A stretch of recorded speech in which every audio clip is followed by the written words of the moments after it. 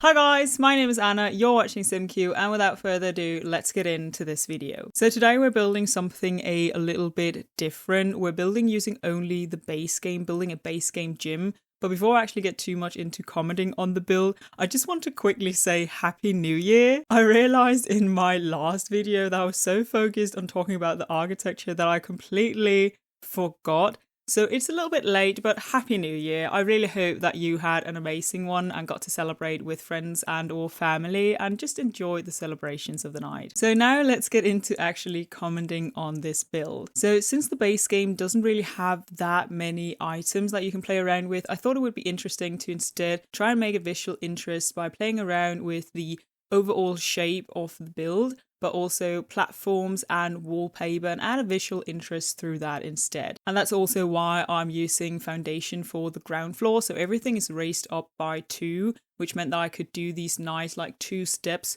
up to the front door. I also added platforms to the terrace and the roof to add a little bit of variation to the height. And as I mentioned earlier, I wanted to play around a little bit with wallpapers just to make it pop a little bit more. So we have the red brick, we have the nice light wood paneling, and then we have, I think it's called like a plastered wall, basically in this greyish tone. So for the doors and windows, if you want a more modern look with the base game, there's basically really only one choice, which is these really large panorama windows, but I do quite like them. Now again, to add more of a visual interest, I was thinking about using the same trick as I did in the modern museum that I built and add these shelves to kind of split up the window, but it didn't work quite as well with this one. So instead you'll just see me alternating between 2 sets of windows to again add a little bit more of interest. Now you might have also noticed that with the platform I've added a floor trim. I like to use the floor trim for kind of framing things or separating 2 sections. And I also specifically like to add them if I do any kind of overhang, because I find that the game otherwise adds kind of like a little white line that I don't really like. So I feel like the floor trim really helps to just polish things off. But for this build, it actually gave me a little bit of trouble. Right here, I struggled with deleting it. So I basically had to add a bigger one just to get rid of it.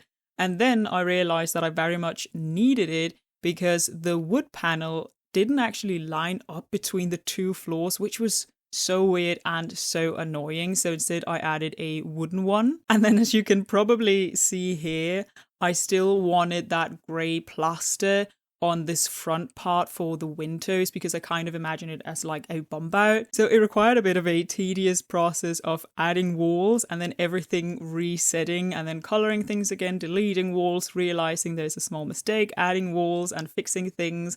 And it just took a little bit of time, and it really bothered me that the wallpaper kept resetting.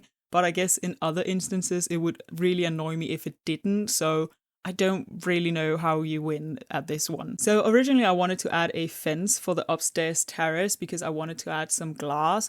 But if you add a fence, you cannot have a half wall at the same time. So adding a fence would then mean deleting the half wall, meaning that I could then only paint using the platform trims, and I really didn't like that because I wanted the lower floor and the upper floor to match.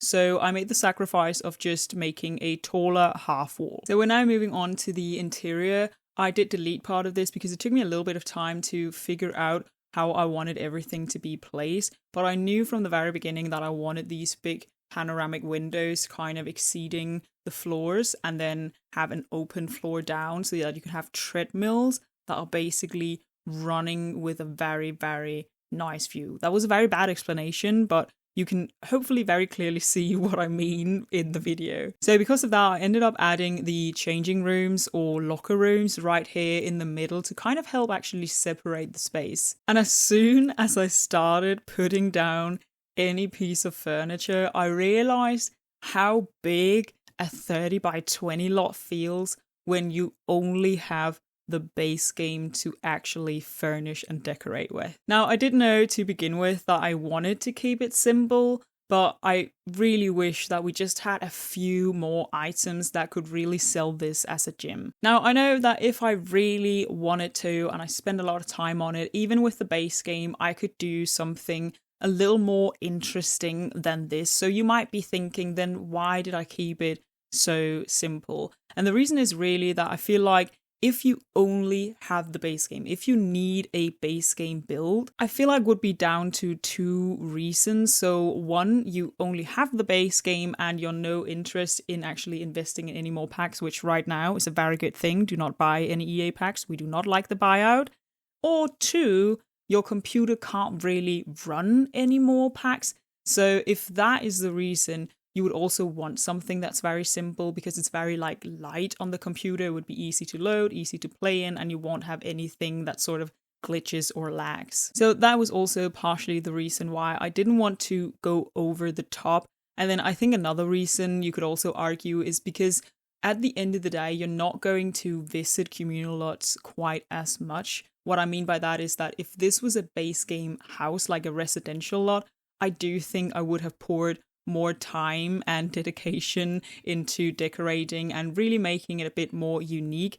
But your Sims aren't going to stay here for that long. So I just wanted something quick and simple so that with every single save file, if you just have the base game, you can just very quickly place this lot instead of the original gym that comes with Willow Creek, because I would say at least it's an upgrade from that one. Now, one thing that is very nice about the base game is actually that a lot of the swatches match. This is often a thing that a lot of creators really dislike and that I personally also sometimes find really bothersome, how the swatches just never match. But with the base game, I have this very nice sink and I have a mirror that is the exact same color.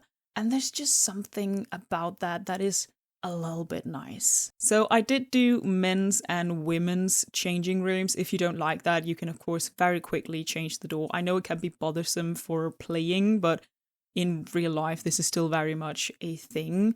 So I did two separate changing rooms, and then I wanted to add this bench. I know we're already moving on, but I kind of thought that in the base game we had a bench that is kind of similar to the one from Spa Day, but we didn't. So what you saw me add instead is actually a coffee table, but it was the only thing that kind of came close. So this little room is the first one that you enter, and this is sort of the check-in area.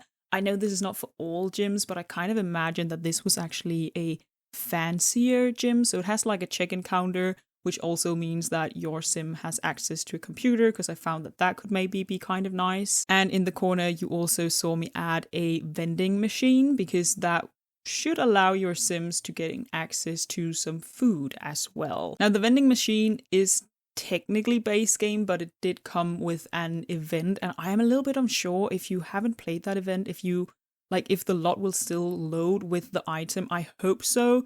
The worst case scenario is just that it's missing, and you can always add a grill, or you could also even add a fridge so that your sim have a food source. I tried to do that with my builds, to add some entertainment, to add a food source, to add a shower. That makes sense for gym, but even in other builds as well, because I know that if you're actually playing with this, you end up spending sometimes a weird amount of time in a lot, and then your sim gets either dirty or hungry. So I try to solve as much of that as possible to just make your playing experience a little bit better. So we're quickly moving on. This is the upstairs terrace. Again, I didn't add a whole lot because there's just not that many items. But for this, I added a monkey bar, even though it's only usable by children. I added it because I found that it was something that could kind of look like outdoor gym equipment, a place where you could kind of do pull-ups or something like that. Oh yeah, and then when I went to evening time just to check that everything was properly lit up, there was this very weird glitch, and to begin with, I thought it was because of the windows. I then realized it was because of the downstairs platforms, and I don't really know why it would cause that glitch. It really shouldn't. It basically only disappeared if I also raised the upper floor by 2, just like the lower floor, but I didn't want that. So the way you saw me solve that was just to add a lot of lights along the line, so that is much less of a harsh shadow, and we just have to deal with that. So lastly, just adding a few more decorative pieces to the outdoors just to make it kind of seem like a city living space. And then we have a short little digital tour. So I hope you like this little short video and that some of you who just have the base game can enjoy this one. I definitely think it is an upgrade from the one that comes with Willow Creek.